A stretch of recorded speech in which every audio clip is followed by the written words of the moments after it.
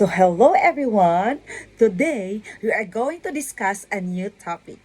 Are you guys interested? But before that, allow me to introduce myself. I am Rowling Lisondra, coming from BE Gen Ed 1. Aking pagkakamali na ituwid ko. Ang mahinahong pagtanggap ng pagkakamali at pagtuwid sa masamang ugali ay nagpapakita ng pagpapahalaga sa sarili at sa kapwa. Na ang ibig sabihin ay we have to face our mistakes. We have to correct our mistake. And by that, through correcting our own mistake or even other will correct our mistakes, it will shows us or teach us how to be calm and also to know that there is a chance that we can keep going, because through our mistake we can learn from that, but we don't remain that, but instead we will correct, or other people can correct, especially for the people who loves you will have the right to correct. Then after, by that, you can keep going. So sa aralin to, doon naman ay sinasabi na maayos akong magbigay at tumanggap ng puna. Nang ibig sabihin ay ang pagdama at pag-unawa sa damdamin ng iba ay tanda ng mabuting pakikipagkapwa-tao. So bibigyan ko kayo ng ehemplo. Nang ibig sabihin ay if someone or the people who loves and cared for you will correct your mistake, just allow them to correct your mistake. Do not be defensive or reacting right away, but instead allow them to correct your mistake. Then be thankful because they help you to see the mistakes that you made or the wrongs that you're doing. Then after that, when you learn from that, then you yourself, you can see that you can correct your own mistake. So yeah, that's it.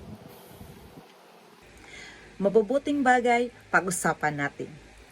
Ang pagdama at pag-unawa sa damdamin ng iba ay naipapakita ng maingat na pakikipag-usap tungkol sa mga mabubuting bagay na nagtuturo aral at mabuting pagkatao. So in this topic, I think it shows also to be kind. We have to be kind to others. And also it shows that to respect to the people surround us, or even for yourself, and even to our family. So I think one example is that in your family, if someone if our adults are talking, then you don't have to be interrupt or something. Of course you'll wait your turn, and then that shows respect, and then also that shows also I think kind, because you have patiently waiting, and then it means that in your family that you've learned to respect one another, you've learned to care one another. So showing kindness and respect, that's very important. Tumulong ako sa may hina. Ang kabutihan ay ang pagtulong, lalo na sa mga nangangailangan. So we all know that this topic is about helping, especially for the people who needs help, more help.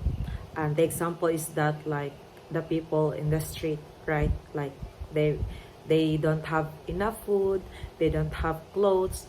So when you give food, when you give cloth, it means that you are also serving to our God, because we all know that God loves to give and to serve.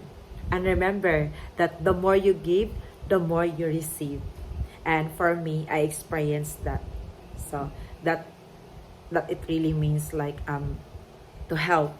So that's it. Iginagalang ko ang iba. Ang paggalang ay mabuting pakikipagkapwa. So this one is talk about respect. So we all know what is respect, right? Respect one another, respect our parents, grandparents, but even children, we can also show respect. So one thing that our culture shows respect is like by blessing, by blessed to our parents or grandparents or yeah, whoever that in our family, but even uncles and aunties. And for the example in the classroom, like in the classroom, if someone is talking in front, so the rest of us should listen. So it means it shows also respect when someone is talking in the front. And also like people who are weak, yeah, we can also show respect to them. Like we should not take it for granted that they are weak, but also show respect, help them, encourage them. So yeah. Pinangangalagaan ko pasilid ng paaralan. Ang pangangalaga sa pasilid at pagsunod sa mga alituntunin at kautosang pinatutupad dito. So one example is that we always see this in the school, like if there is a poster to remind us. So example, like if you are in the library, it says there silent, keep silent please, and then in the hallway you will see the poster that throw your garbage properly, or even in the classroom, like before we will leave, like after our class, please arrange your chair before you leave. Matulungin ako sa aking kapwa. Ang pagiging bukas palad ay mahalaga para sa pagpapanatiling ng kaaya-ayang kapaligiran. So this is also talk about helping other people with all your heart, deep in your heart.